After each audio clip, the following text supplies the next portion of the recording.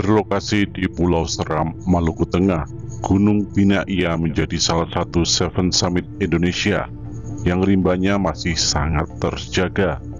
Gunung ini menjadi salah satu gunung dengan medan dan kontur trekking paling berat di Indonesia. Para pendaki yang ingin menuju Gunung Binaya harus lebih dulu ke Bandar Udara Patimura, Ambon. Selanjutnya perjalanan diteruskan menuju Pelabuhan Tuhelu, melewati Jembatan Merah Putih dan menyeberang menggunakan kapal cepat ke Masohi, Pulau Seram. Sesampainya di Pulau Seram, pendaki harus mengurus dokumen surat izin masuk kawasan konservasi Taman Nasional Manusela dan melanjutkan perjalanan ke Desa Piliana. Di sini para pendaki akan beristirahat 1 malam dan melakukan upacara adat dari masyarakat desa.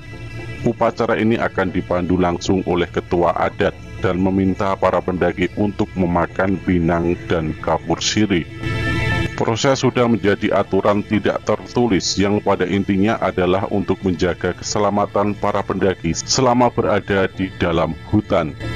Juga berharap para pendaki selalu berada di dalam lindungan Tuhan dan terhindar dari segala hal yang membahayakan.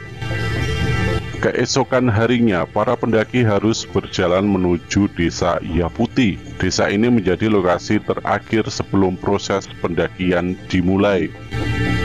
Untuk diketahui, Desa Yaputi berada di bibir pantai atau di ketinggian 0 meter di atas permukaan laut. Start pendakian Gunung Binaya akan dimulai dari titik terendah daratan. Hal itulah yang membuat Gunung Binaya masuk ke dalam salah satu Seven Summit Indonesia, meskipun masih banyak puncak gunung yang lebih tinggi. Rute yang akan dilalui pendaki adalah berjalan ke arah kiri desa dan menyusuri pegunungan Manusela. Hamparan pohon sagu memenuhi hutan dan menjadikannya teman perjalanan. Kontur tanah naik dan menuruni bukit sudah tersaji di awal-awal pendakian, tak kalah menyusuri sungai Titimula. Setidaknya dibutuhkan waktu selama 3 jam untuk mencapai sungai Yahe Atas. Perjalanan akan makin terjal ketika pendaki mulai berjalan menuju Lukuamano. Suasana akan berubah karena pendaki memasuki hutan lembab yang ditumbuhi dengan pepohonan besar dan berjalan menuruni lembah untuk menuju sungai Yamjitala.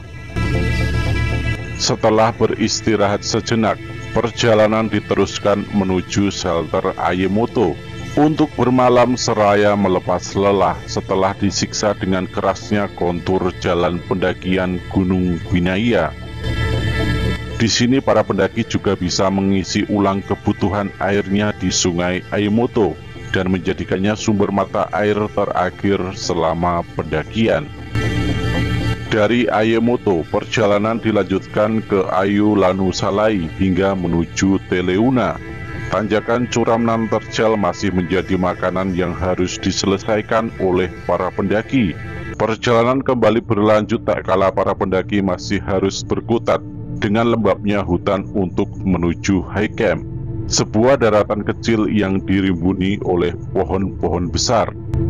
Etapa dari high camp menuju puncak Manukupa terbilang cukup landai. Lumut tebal dan tumbuhan kantong semar menemani perjalanan ini. Adanya lumut dan kantong semar merupakan sebuah tanda bahwa hutan Binaya masih sangat terjaga. Perjalanan selanjutnya adalah menuju camp Isilali, di mana para pendaki akan kembali bermalam untuk kedua kalinya. Keesokan harinya, para pendaki akan memulai perjalanan yang sangat melelahkan untuk mencapai puncak Gunung Bintang. Medan naik dan turun pegunungan berbatu menjadi teman setia.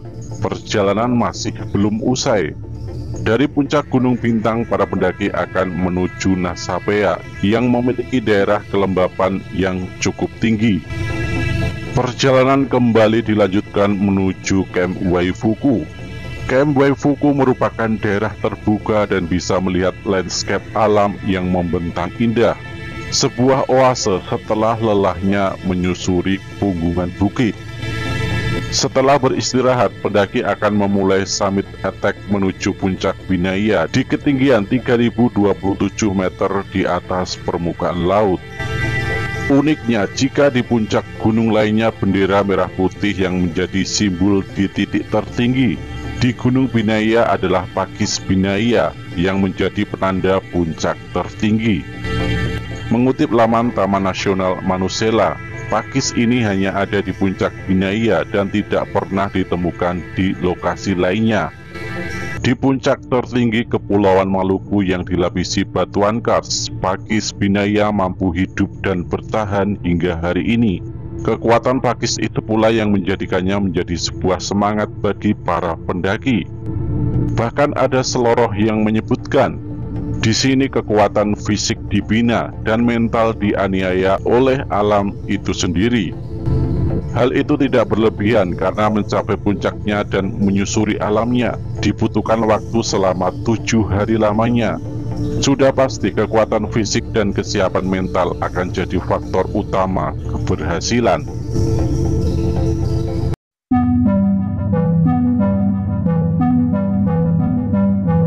Adalah suatu hal yang sangat kompleks ketika kita membahas seputar silsilah keluarga dan tali persaudaraan masyarakat pegunungan Pulau Seram.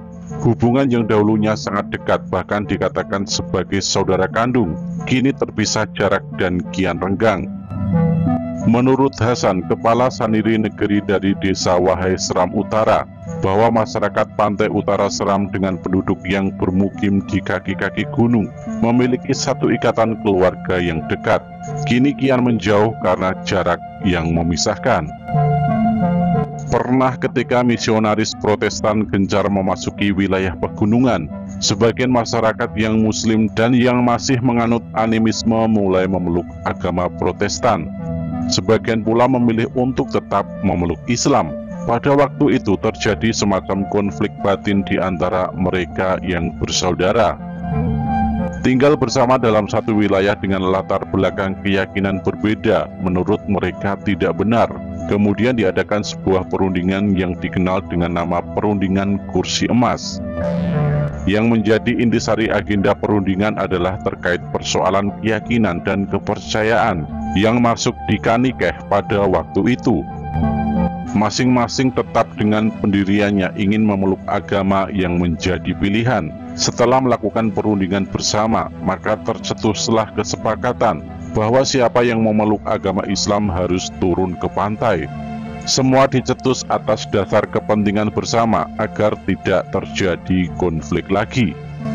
Hingga saat ini yang menetap di kawasan pantai atau pesisir merupakan bagian marga asli dari desa di kaki Gunung Binaya, walaupun sekarang yang tertinggal adalah anak cucunya, dan marga asli lainnya bermukim di tengah hutan belantara atau kawasan pegunungan. Dikatakan oleh pria Parubaya ini bahwa 5 marga asli ini adalah marga yang menjadi pemilik harta pusaka dan tuan tanah di pegunungan sekitar Binaya. Mereka tergolong orang-orang yang memiliki derajat yang tinggi dan dihormati pada zamannya. Misalnya marga berjuluk Kaila yang berarti tuan tanah, kemudian Malueka dan Tolomatan yang keduanya berarti orang besar. Sementara 2 marga lagi tidak diketahui dan tidak jelas keterangannya. Kelima marga ini hijrah ke pesisir pantai dan memberikan amanah kepada mereka yang tinggal di gunung. Sampai saat ini, apabila merunut pada sejarah kependudukan, 5 marga asli Kanikeh menyisakan rentetan keturunan di wilayah Desa Wahai, kota kecil yang berlokasi di kawasan pesisir Kecamatan Seram Utara. Jarak yang harus ditempuh untuk mencapai wilayah perkampungan kaki gunung tergolong sangat jauh, membutuhkan tenaga ekstra dengan waktu tempuh 2 hari jika berjalan normal. Lain halnya dengan penduduk lokal yang sudah terbiasa, menempuhnya dalam waktu sehari merupakan hal biasa. Ada 3 perkampungan yang akan dilalui, yaitu Huahulu, Roho dan akan berakhir di Desa Kanikeh. 2 desa yang dilalui pertama yaitu Huahulu dan Roho. 2 desa ini memiliki perbedaan yang sedikit mencolok dalam kepercayaan, padahal masih berada dalam satu wilayah dan jaraknya hanya sekitar 5-7 km. Di Huahulu, kepercayaan yang berkembang adalah Hindu-Buddha. Perilaku penduduknya dalam beragama masih menganut animisme layaknya pribumi. Maka dari itu, tidak heran ketika budaya, adat, dan peninggalannya sangat memberikan nuansa peradaban yang berbeda dengan yang lain. Kesan keramat dan mistik selalu menjadi sandaran mereka, meski notabene telah memeluk agama langit yang punya ajaran dan Alkitab. Mereka berpendapat bahwa leluhur mereka masih tetap saja selalu hadir dalam tiap langkah kehidupan mereka. Menurut Kepala Saniri Negeri Desa Kanikeh, Bapak Son, bahwa leluhur atau arwah nenek moyang menjaga dan melindungi mereka dalam kehidupan. Maka dari itu, salah satu contoh aktivitas adat masyarakatnya, setiap yang berkunjung ke tempat ini dan ingin mendaki Gunung Binaya, diharuskan melalui ritual upacara adat Sirih Pinang. Tujuannya agar leluhur mereka tahu bahwa ada yang sedang menjejaki wilayahnya dan akan ia berikan perlindungan dari mara bahaya. Belum lagi rahasia peninggalan yang sangat dirahasiakan oleh mereka. Jalur-jalur yang ditempuh menuju Desa Kanikeh dan Puncak Binaya sebenarnya terbagi dua. Ada yang menjadi jalur umum dan ada yang khusus hanya untuk warga setempat. Jalur umum inilah yang sering dilalui para pendaki dengan bantuan guide yang disewa sebelumnya. Sementara jalur khusus adalah jalur adat menurut istilah mereka. Hanya diketahui oleh orang-orang tertentu dari mereka. Pada jalur ini terdapat tempat-tempat yang dikeramatkan dan hanya akan dikunjungi pada saat upacara adat pada tanggal 29 Desember. Contohnya adalah semacam kuburan besar dengan telapak kaki yang ukurannya tidak seperti telapak manusia biasa, yakni sepanjang siku manusia. Guide yang biasanya memandu para pendaki akan membawa mereka melalui jalur umum agar tidak melihat segala yang menjadi benda keramat warga setempat. Tidak mudah untuk melihat apa yang disembunyikan mereka, tapi untuk mengupas dan mencari tahu mungkin tergantung pada waktu dan keberadaan kita di belantara tersebut.